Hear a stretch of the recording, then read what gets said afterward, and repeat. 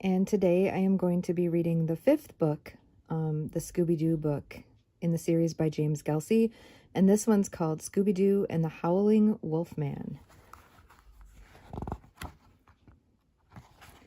So here we go, Scooby Doo and the Howling Wolfman.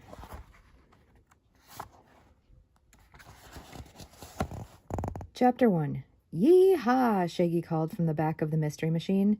Suddenly a giant lasso flew to the front and landed around Velma. She dropped the book she was reading. "Hey, you guys," Fred yelled back. "Be careful with that thing. You lassoed Velma." Shaggy and Scooby-Doo came to the front of the van. They were both wearing cowboy hats. "Sorry, Velma," Shaggy said. "Rah," Scooby nodded. "Rory Relma." Velma lifted the rope over her head. "What were you two doing with this lasso anyway?" "Just getting ready for the ranch," Shaggy answered. Scooby jumped onto Shaggy's back. "Ride 'em, Rowboy!" Scooby barked happily. Everyone laughed as Fred steered the van through a wooden gate. "Hey, everybody," Daphne said. "Look at that." She pointed to a statue of a giant wolf standing just inside the gate. It had a fierce gaze and big, sharp teeth. "That's where the Lone Wolf Ranch got its name," Velma read from her guidebook. "This area was full of wolves when the ranch was founded 100 years ago. There's a legend they used to tell around the campfire when I came here as a kid," Fred said. "During a full moon one night 100 years ago, a giant wolf appeared and drove all the other wolves away. So the owners made a statue of the giant wolf to protect them for all time. Some people believe the giant wolf was really a wolf man," Velma added, "and that his spirit is still trapped inside the statue to keep the ranch safe." It sounds kind of creepy to me," Shaggy said. "Believe me," Fred said, "there's nothing creepy about this place." "Then what's that?" Daphne asked as she pointed out the window. Fred stopped the van short as a scary-looking man stepped in front of them. He had a craggy face and wild hair sticking out in all directions. He carried what looked like a big hammer.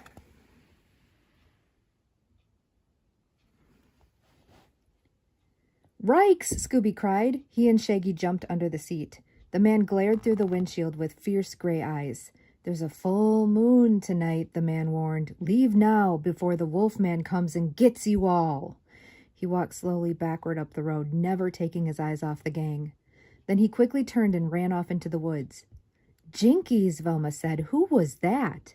"I don't recognize him," Fred replied. "Is he gone?" Shaggy whispered from under the seat. "You can come out now," Daphne said. "It's not too late to turn the van around, is it?" Shaggy asked. "Scooby-Doo and I just remembered. We have to be someplace very important." "Where's that?" Daphne asked. "Any place where there's no Wolfman," Shaggy answered. Fred started driving the van again. "Don't let that crazy man bother you," he said. "Too late," Shaggy replied. "If we leave now," Daphne said, "you'll miss the big barbecue. And the campfire," Velma added, "where you can roast marshmallows." "Marshmallows?" Scooby asked with a big smile. Shaggy and Scooby looked at each other. They huddled together and whispered back and forth.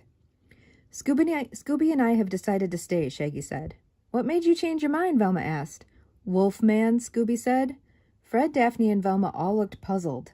"If he's really coming back tonight after 100 years, Shaggy explained, "he's going to be hungry. He'll be so busy gobbling up all that food, he won't have time to gobble us up." Everyone laughed as Fred steered the Mystery Machine into the ranch's parking area.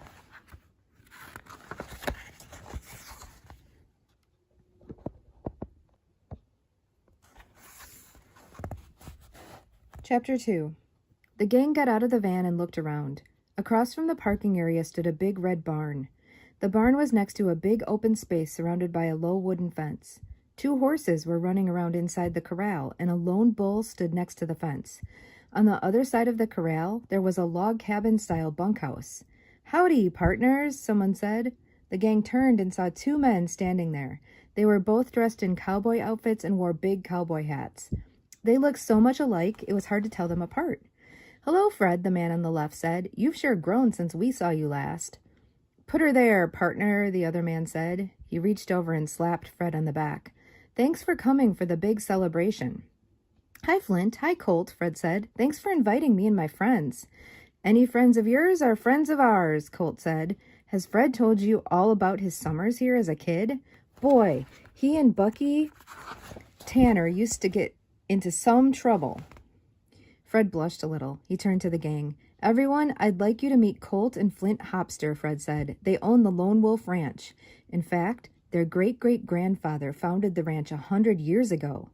Fred turned to introduce his friends. This is Daphne, Velma, Shaggy, and Scooby Doo, Fred said.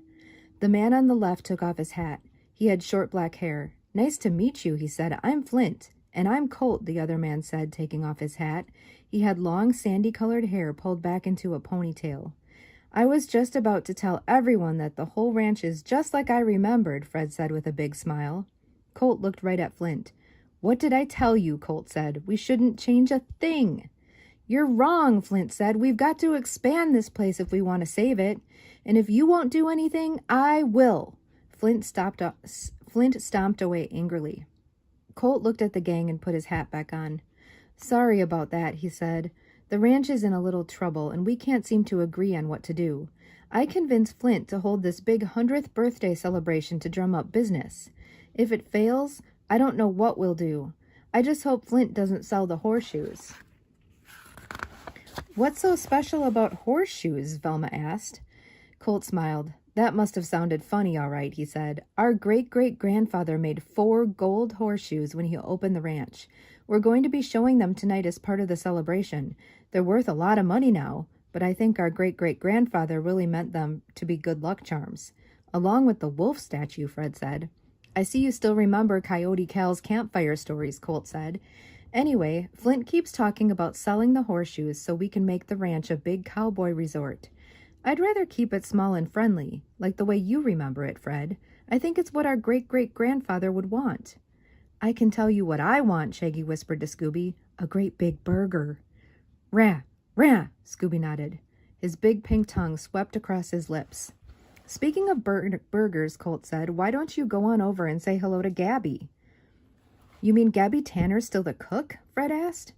Yep, Colt answered, and Bucky's still here too. He helps out, does odd jobs and such. Thanks, Colt, Fred said. We'll see you later. Come on, gang, it's time to meet one of the best cooks in the world. Fred started walking toward the bunkhouse, and everyone followed. As the gang passed the corral, Shaggy and Scooby stopped for a look. Daphne turned and saw them stop.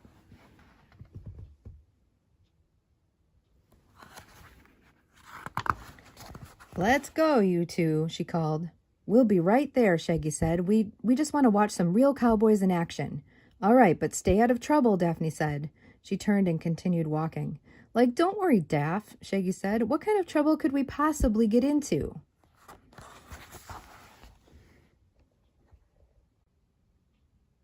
Chapter 3. Shaggy and Scooby stopped next to the wooden fence. They could see 2 horses running around inside the corral. They saw a cowboy climb up and stand on top of one of the fence posts. He twirled a big lasso over his head and then threw it into the corral. It landed on one of the horses. Did you see that, Scoob? Shaggy asked. Catching a moving horse is a lot harder than lassoing a sitting Velma. Row-rah, Scooby said. Watch wrists. He grabbed a rope lying on the ground and stood up on a post. There was still 1 horse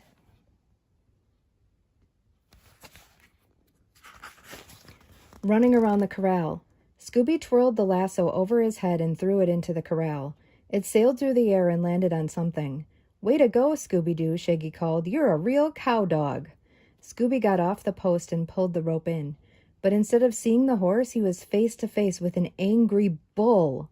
Snort, the bull growled at Scooby through the fence. The bull lowered his head and scratched the ground with his front hoof. Zoinks, Shaggy called. Look out, Scooby's gonna charge. Just as the bull was about to charge at Scooby, a big man stepped in front of it. He stared right into the bull's angry eyes. The bull stopped snorting and then ran away. The man turned around and looked right at Scooby and Shaggy. He had gray eyes and was holding a hammer.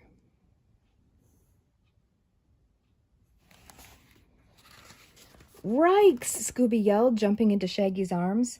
Like, it's the creepy man from the road, Shaggy called. They turned and ran toward the bunkhouse. At the bunkhouse, Fred, Daphne, and Velma were on the front porch talking to an old woman and a young man. It sure is nice to see you again, Bucky, Fred said to the young man. And you too, Gabby. I've really missed your cooking. "That's mighty nice of you to say, Freddie," the woman said. She was a short woman with streaks of gray in her black hair. She wore a big denim apron over her clothes. It was stained with all kinds of food. "Who are these folks?" Bucky asked. "This is Daphne and Velma," Fred said. "Shaggy and Scooby are around here somewhere." "Make way!" Shaggy called as he and Scooby ran toward the bunkhouse. They ran onto the porch and hid behind the others. "What's up with you two?" Velma asked. Scooby's tail peeked out from behind Daphne. It pointed at the man walking toward the porch. "That's just Coyote Cal," Bucky said. "He's a hired hand on the ranch. Been here for years." "That's Coyote Cal?" Fred asked. "He looks a lot different from when I was here." "That's because he was bitten by a wolfman," Bucky joked. "That's enough, Bucky," Gabby said. Coyote Cal slowly walked up to the bunkhouse porch. The big hammer was hanging through a loop on his dungarees. He took a red handkerchief from the pocket of his denim shirt and wiped his forehead. He never took his eyes off the gang. "I warned you kids not to come here," he said. "Strangers aren't welcome here. Not tonight." "Now, Cal," Gabby said, "don't you recognize this boy? It's Fred, Bucky's old friend from way back. They used to play together during the summer." Cal squinted and stared at Fred. "I guess he's okay if you say so," Cal said. "But there's still no reason for all these people to be around tonight with what's been going on around here." "You mean getting ready for the party?" Daphne asked. "He means getting ready to see the gold horseshoes," Bucky said. "Of course he means the party," Gabby said. "I've been preparing the food for days." "I don't mean the party," Cal said. "I mean all the howling we've been hearing the past few nights." "Cal thinks the curse of the lone wolf will come true tonight," Bucky said.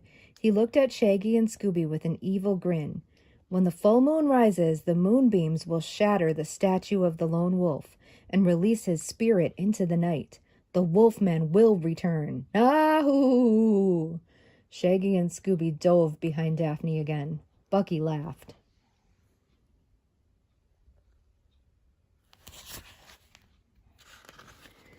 "Now, Bucky," Gabby scolded him. "Don't laugh, Bucky," Cal said. "As sure as we're standing here, that wolfman is coming tonight with the full moon. Don't say I didn't warn you." Cal turned and walked away. "Don't pay any attention to Cal," Gabby said. "He's just angry that he's still a ranch hand. He keeps giving Colt and Flint all kinds of crazy advice on how to run and save the ranch. But they won't listen to him, or his crazy ideas about the curse of the Howling Wolfman." "Speaking of curses," Shaggy said, "Scooby and I have our own curse." "What curse is that?" Velma asked. "Like the curse of a growling stomach," Shaggy replied. "We're hungry." "Well, come on in and have a slice of my famous peach cobbler," Gabby said. "It'll hold you over until the big barbecue tonight. And you don't even have to wait for a full moon to eat it." Everyone laughed as they followed Gabby and Bucky inside the bunkhouse. Chapter 4. That night, everyone on the Lone Wolf Ranch gathered in the corral for the big celebration. A small wooden stage stood at one end of the corral. A long table full of food was set up at the other end. The gang came out of the bunkhouse all dressed up in cowboy outfits. Shaggy and Scooby wore their big cowboy hats. "Hey, Scooby Doo," Shaggy said, "it's time for a real buckaroo barbecue, so let's mosey on over, partner." Shaggy and Scooby led the way to the corral. The food table was set, with the largest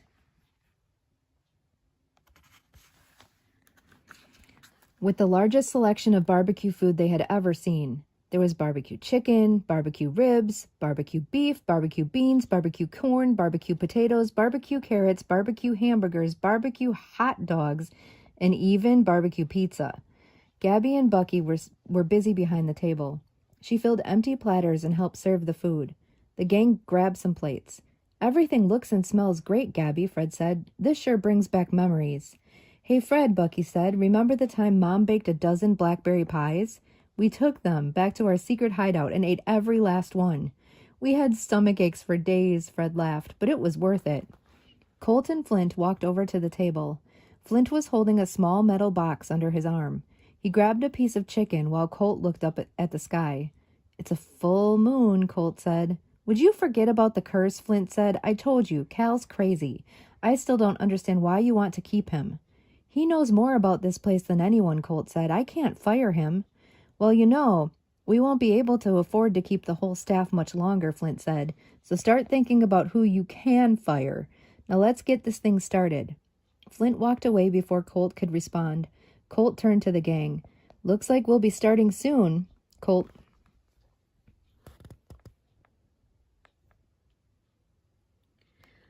Looks like we'll be starting soon, Colt said.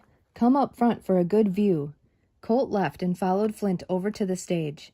Bucky, you'd better get some pies from the kitchen, Gabby said. I want to be ready to serve dessert right after Flint and Colt finish. Bucky nodded and walked out of the corral. Ladies and gentlemen, cowboys and cowgirls, Colt announced from the stage. May I have your attention, please? Everyone in the crowd walked toward the platform. The gang made their way to the front. They could see Flint standing next to Colt. Flint was still holding the small metal box. Most of you know the story of Lone Wolf Ranch, Colt said. Our great-great-grandfather found gold on this land. He sold most of the gold and used what was left to make 4 golden horseshoes. These horseshoes have been in our family for 100 years. Tonight, it is our pleasure to... Ow! A loud howl suddenly filled the air. Everyone was silent. That does it, Flint said. I'm going to take care of Cal once and for all. Flint gave Colt the metal box. He ran off the platform and into the woods. Stay calm, everybody, Colt said. Just somebody's idea of a little joke. No reason to be alarmed. Ow! The howl was louder. Just then,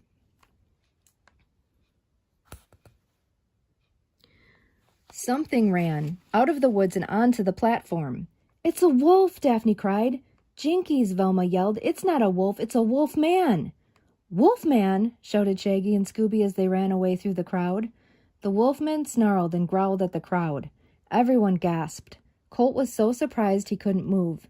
The wolfman turned and pushed Colt down. He grabbed the metal box. He howled at the full moon and then ran off into the woods. A moment later, Flint ran onto the stage. He was out of breath. He helped Colt get up. The statue of the lone wolf has been smashed, Flint said. The crowd gasped. I warned you people about the curse, Coyote Cal yelled. He was standing on one of the fence posts around the corral. If you had listened to me, none of this would have happened. Now the ranch will pay. He turned and disappeared into the woods. The crowd quickly scattered as everyone ran toward their bunks. The horseshoes are gone, Flint said. How do you know? Fred asked. Because they were in that metal box, Flint said. We were going to show them as part of the celebration. The ranch is doomed for sure, Colt said. What are we going to do now? Fred, Daphne, and Velma nodded at one another. Don't worry, we're on the case, they said.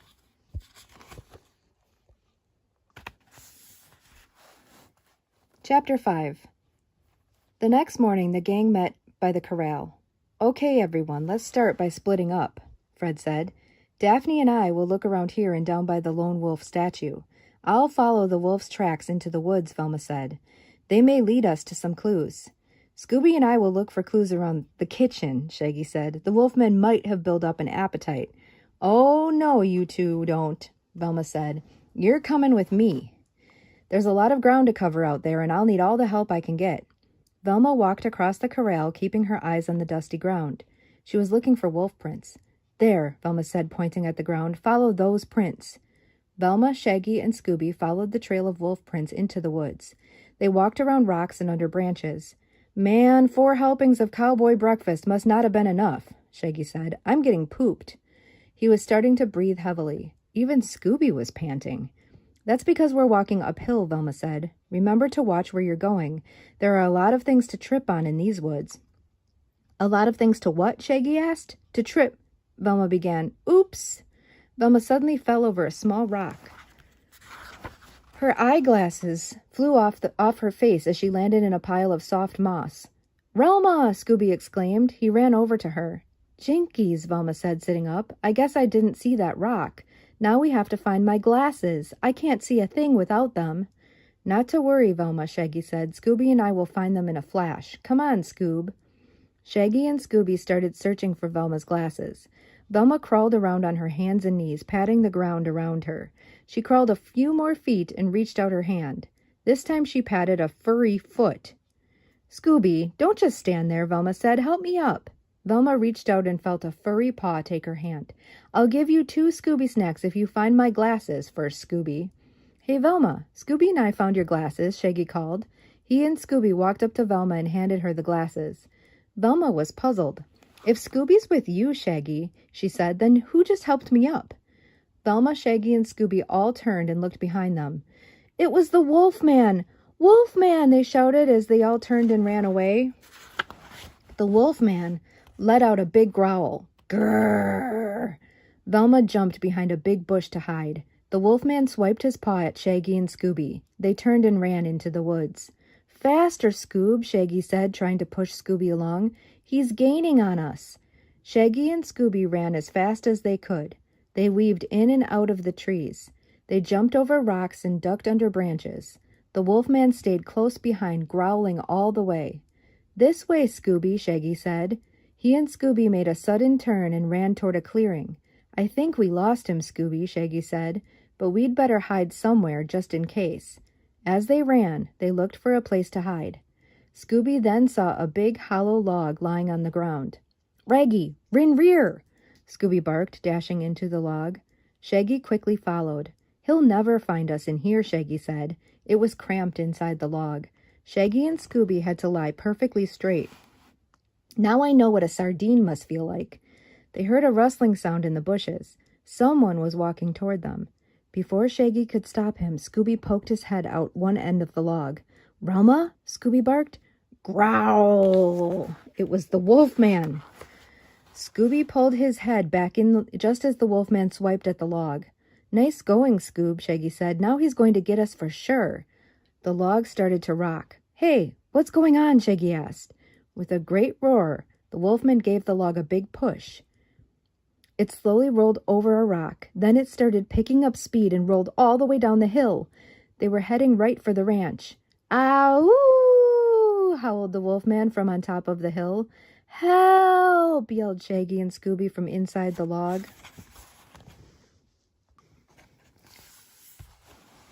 Chapter 6. Fred and Daphne were walking toward the bunkhouse when they heard a rumbling coming from the woods. "Relp! Relp!" "That sounds like Scooby!" Daphne exclaimed. They looked up and saw the log rolling down the hill. It rolled under the wooden fence and stopped right in the middle of the corral. "They must be in there! Come on, Daphne," Fred said. They ran over to the log. "Shaggy, Scooby, are you all right?" Daphne asked. Shaggy and Scooby slowly crawled out of the log. "Man, now I know what my clothes feel in the dryer," Shaggy said. "Are you okay, Scoob?" "I rink row," Scooby said. Scooby stood up and started walking. But instead of going straight, he walked in circles. He was dizzy from the ride in the log. "What happened to you two?" Fred asked. "And where's Velma?" "Right here," Velma said behind them. Everyone turned. "Relma!" Scooby exclaimed. He staggered over to give her a big hug. But because he was still dizzy, he walked right past her and hugged a fence post instead. "Like, we thought the Wolfman got you," Shaggy said. "I was hiding behind some bushes, so he never found me," Velma said. "On my way back here to get help, I spotted the Wolfman's tracks again, so I followed them and found a clue." She held out a piece of torn denim cloth. "Zoinks! That looks like the kind of shirt the Wolfman was wearing," Shaggy said. "But the most interesting thing is where I found this piece of cloth," Velma said. "Where?" Fred asked. "The tracks I followed led to an old treehouse deep in the woods," Velma replied. "What did you find?" she asked Fred and Daphne. "We checked out the statue of the lone wolf," Fred said. "It really was smashed like Flint said. But we also found something else," Daphne added. "We looked in the bushes around the statue and found this." Fred showed everyone a big steel hammer. Velma said, tapping her finger to her chin. "I seem to remember seeing a hammer like this somewhere else." "Me too," Fred said. "It looks to me like this Wolfman's howled at his last full moon." "Fred's right," Velma agreed. "It's time to set a trap." "No way, man," Shaggy said. "I'm not going to let any Wolfman take me for another ride." "Re-reather," Scooby said. Just then Colt walked out of the bunkhouse. Colt's right arm was in a sling. He saw the gang in the corral and walked over to them. "How's your arm, Colt?" Fred asked. "Just a little sprain," Colt said. "Nothing to worry about." Velma looked around. "Where's Flint?" she asked. "He's searching the woods," Colt said. "He's convinced that Cal's behind all this. How's your detective work going? We're about to set a trap to catch the Wolfman, Fred answered, and I think we could use your help.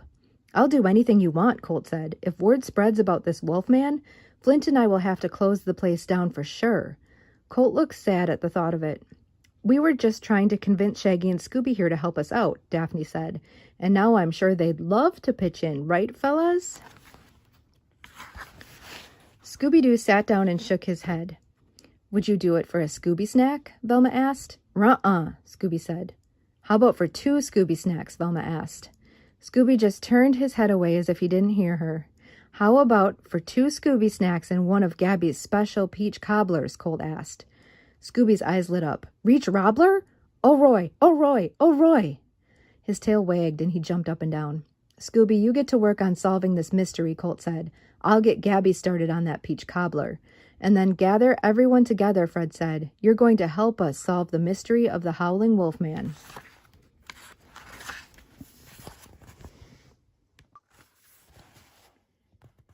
Chapter 7.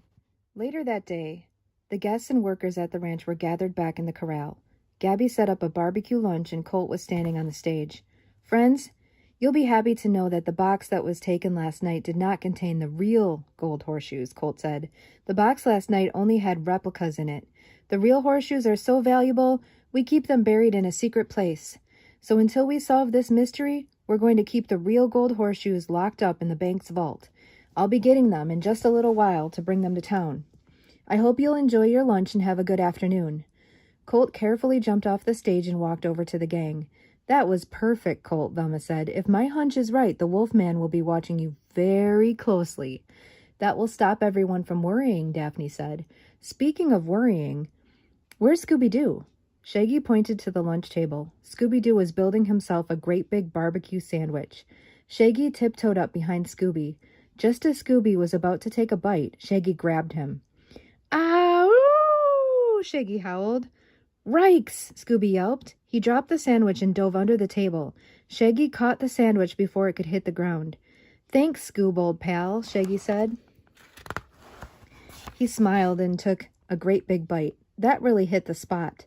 Enough fooling around, you two, Fred said. We need to get over to the barn to set the trap. The gang walked out of the corral and over to the barn. It was dark inside. 4 stalls lined each side. Horses stood inside some of the stalls. Bales of hay were stacked all around, and small mounds of loose hay and straw covered the floor. Here's the plan, Fred began. Colt is going to come in here, pretending to dig up the horseshoes. And the Wolfman is sure to follow, Velma added. When the Wolfman comes in, Daphne and I will close the doors from the outside. When I give the signal, Fred said, Colt will lasso the Wolfman. Shaggy, Scooby, and I will jump out and keep him from running away, okay? No way, Scooby said. Oh, I almost forgot, Velma said. I still owe you 2 Scooby snacks. And reach Robbler, Scooby said. His big pink tongue licked his lips. That you'll get after we catch the Wolfman, Daphne said. But the Scooby snacks you can have now, Velma said. She took 2 snacks out of her pocket and tossed them into the air one at a time. Scooby jumped up and caught the first one. Scooby jumped up for the second one, but before he could get it, a horse stretched out his head and gulped it down. Ruh? Scooby said. Fred looked at his watch. It's almost time, he said. Daphne, Velma, you 2 go outside and wait. I'll be over there behind those bales of hay.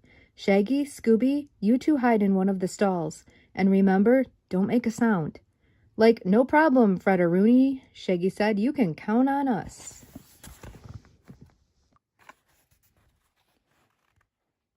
Chapter 8. Shaggy and Scooby crept into one of the empty horse stalls. They sat down on a big pile of hay. Ree, Scooby giggled as he jumped up. What is it, Scoob? Shaggy asked. Rickles. Scooby barked as he scratched himself all over. Like, the hay is tickling me too, Shaggy said. Would you 2 knock it off? Fred called. They'll be here any minute. Shaggy reached up and pulled Scooby Doo back down. A moment later, they heard the barn door creak open and closed. That must be Colt, Shaggy whispered to Scooby. They heard some footsteps pass by the stall. A moment later, the barn door creaked open again. Scooby slowly peeked over the edge of the stall. He saw the Wolfman slowly walking into the barn. Shaggy reached up and pulled Scooby down again. This time, Scooby's face landed in a small pile of hay. The wolfman's heavy paws dragged through the hay on the barn floor. Shaggy turned to say something to Scooby. He saw Scooby's nose starting to twitch. Like, hold on, Scoob, Shaggy pleaded. This is no time for a Scooby sneeze. The wolfman stopped in the middle of the barn. He turned around as if he heard something. Fred and Colt quickly stood up. Colt grabbed his lasso and raised his arm to throw the rope. Ra-choo, sneezed Scooby. Colt dropped his lasso. The wolfman spun around. The horses got scared. They whinnied and jumped around in their stalls. Get him before he gets away, Colt yelled. The wolfman ran toward the barn door. On the way, he opened all of the horses' stalls. Fred and Colt started after the wolfman. Colt ran so fast, his hat flew off his head. It landed right on Scooby Doo. The hat covered Scooby's eyes. As he ran, he bumped into one of the horses. His paw got caught on the saddle. Before he knew it, Scooby was thrown onto the horse and was riding it out of the barn. Scooby-Dooby-Doo, Scooby barked. Ride him, Scooby, Shaggy called. Now get that wolfman. The wolfman ran across the corral toward the woods. As the horse followed the wolfman, Scooby bounced up and down on the saddle. The wolfman made a sharp turn to the right. The horse made a sharp turn to the right. The wolfman ran toward the bunkhouse. The horse ran toward the bunkhouse. The wolfman made a quick turn to the left. The horse made a quick turn to the left. The wolfman ran straight for the woods. The horse ran straight for the woods. The horse suddenly stopped, but Scooby kept going. Ralph! Raggy! Scooby barked. He flew through the air and landed right on top of the wolfman. Chapter 9. Everyone ran over to Scooby and the wolfman. Way to go, Scooby, Shaggy said. He helped Scooby up. Colt and Fred lifted up the wolfman and held him tightly. Now, let's see who the wolfman really is, Fred said. Hold on a minute, somebody yelled from the woods. It was Flint Hopster. He was walking with Coyote Cal. Coyote Cal carried the metal box under his arm. As soon as they arrived, Colt reached over and lifted off the wolfman's furry mask. Bucky Tanner? Colt and Flint exclaimed together. That's right, Fred said. But why? Colt asked. Why don't you ask the brains behind it? Velma said. She and Daphne escorted Gabby Tanner over to the crowd. I'm not ashamed of anything, Gabby said. I had Bucky steal the horseshoes so we could buy the ranch ourselves and start a chain of Wild West restaurants. We would have been rich. But how did you know it was Gabby and Bucky? Colt asked the gang. We didn't at first, Fred replied. Flint was our first suspect. But we knew he would never do anything to hurt his twin brother, Daphne said, no matter how much he disagreed with him. Then Coyote Cal became our main suspect, Velma said.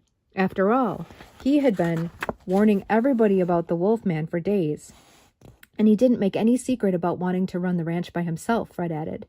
But what about the other clues you found? Colt asked, like the denim cloth and the hammer by the broken statue. They were left out to make us think Coyote Cal was the wolfman, Velma said. Take a closer look at the hammer. Velma handed Colt the hammer they had found by the smashed statue. He and Flint looked at it carefully. This isn't a horseshoe hammer, Flint said. That's right, Daphne said. It is a meat tenderizer, like the one a cook would use to prepare meat for a big barbecue. But the clue that really tipped us off, Velma said, was the tree house I found when I followed the wolfman's footprints. I followed the tracks there too, Cal said. That's where I found the box with the fake horseshoes. Before today, only 2 people ever knew about that old treehouse, me and Bucky Tanner, Fred said. And that's because we're the ones who built it as a secret hideout when we were kids. Flint turned to Coyote Cal. I'm sorry for thinking you were behind all this, Cal, Flint said. And thanks for recovering the horseshoes, Colt added. Then Colt and Flint turned and looked at Gabby. What do you have to say for yourself, Gabby? Colt asked. Only that I would have gotten away with everything, Gabby said, if it wasn't for those kids and their meddling mutt. Coyote Cal grabbed Bucky by the scruff of his wolf costume and led him away. Flint followed with Gabby. Thanks so much for your help, Colt said. You did more than save the ranch. You helped Flint and me realize that family is more important than any piece of land. We're going to work out something to save the ranch that will make both of us happy. The next day, the gang piled into the mystery machine to leave. On the drive out of the ranch, Shaggy looked out the window. Hey, look at that, Shaggy said. Fred stopped the van. Coyote Cal was carving a new statue to guard the ranch, but instead of the gray wolf, it was a big wooden statue of Scooby Doo. Scooby-Dooby-Doo! Scooby howled. Cal waved and everyone laughed as the mystery machine continued on its way. And there's the statue of Scooby. And that's the end. Thanks for reading with me today. It was a fun story. Scooby Doo and the Howling Wolfman, the 5th Scooby Doo book in the series by James Gelsey.